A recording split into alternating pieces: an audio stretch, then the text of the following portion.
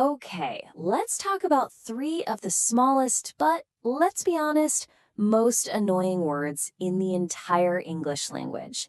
An, and the. Getting them right can feel like trying to crack some kind of secret code, right? Well, today we're going to crack it, and we're going to do it with just one simple rule. Let's jump in. I mean, it really all boils down to this, doesn't it? A man or the man. They both point to one person. So why does one sound perfect in a sentence and the other just sounds, well, wrong? That tiny little difference is exactly what we're going to clear up for good. Now get this. What if I told you that one single rule could fix 92% of your mistakes with these words? Seriously, that's not a guess, that's the number. By the time we're done here, you're going to have this one tool that solves almost every single one of these problems. Look, if you find this stuff frustrating, you are definitely not alone. This is hands down one of the biggest hurdles for English learners. And you know what the real problem is? If you look these words up, they seem to mean the exact same thing. Just look at this. A man means one man. The man also means one man. They're both used with nouns, so if their basic job is identical, how are you supposed to choose? This right here is the source of all the confusion. The answer isn't in the word itself, it's in how we use it. So let's get right to it. The solution. Forget about memorizing dozens and dozens of weird exceptions. There is one simple, powerful principle that takes care of almost everything. This is the key that's going to make it all click into place. You ready for this? And here it is. It's all about timing. You use a or an the very first time, the absolute first time you mention something in a conversation. Then, for the second, third, fourth, any time after that, you switch to the. That's it. That is the entire rule. First time a, every other time the. Of course, a rule is only useful if it actually works, right? So let's run through a few examples and see this thing in action. You're going to see how it just instantly tells you which word to use. Okay, first test. Picture this sentence. There is blank man and blank woman. We're introducing these two people for the very first time. So thinking about our new rule, what goes in those blanks? Exactly. It has to be a for both. There is a man and a woman. And why? Because it's the first time we're ever mentioning them. We're just now bringing them into our story. Perfect. All right, let's continue the story. Next sentence. That man and that woman are in love. Okay, so this is the second time we're talking about them. We know who they are now. So what does our rules say for the second mention? You got it. It's the man and the woman are in love. Because this is the second time around, we switch to the. See? We're not talking about just any random people anymore. We're talking about the specific ones we just introduced a second ago. Let's try another one. There is a man on a skateboard. First time mentioning the man, first time mentioning the skateboard. So naturally, it's there is a man on a skateboard.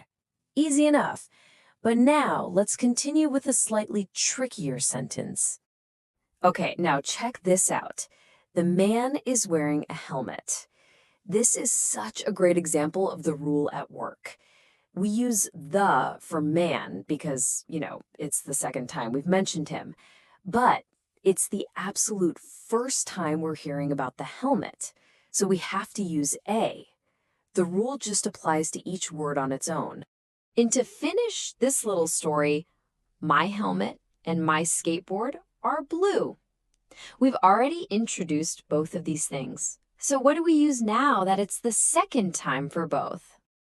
Perfect. The helmet and the skateboard are blue. It's the second mention for both, so they both get the. Once you start to see this pattern, it just becomes automatic. Now, you might be thinking, hey, we've only been using a. What about its partner, an? Well, good news. It follows the exact same first time rule. There's just one tiny little twist, and it's all about sound. The only difference between a and an is the sound of the very next word. If that word starts with a vowel sound, like A, E, I, O, U, you use an. It just makes it flow better. Think about it. An apple is way easier to say than a apple. And this is about the sound, not the letter. That's why we say an hour, because the H is silent. Okay, time to put it all together. Here's a new one for you. One day, office worker was thinking. So what do you think? Remember to use both the first time rule and that new sound rule. Yes, an office worker. It's an for two simple reasons. One, it's the first time we're meeting this person, and two, the word office starts with that O vowel sound. Simple as that. And the story continues. Then office worker had idea. Now this one's interesting because it needs two different articles. Can you figure out which one goes where? And more importantly, why? And here's how it all fits together perfectly. Then the office worker had an idea. We use the because we already know which worker we're talking about, right? It's the second mention. But it's the very first time we've heard about an idea. And it starts with a vowel sound, so it has to be an.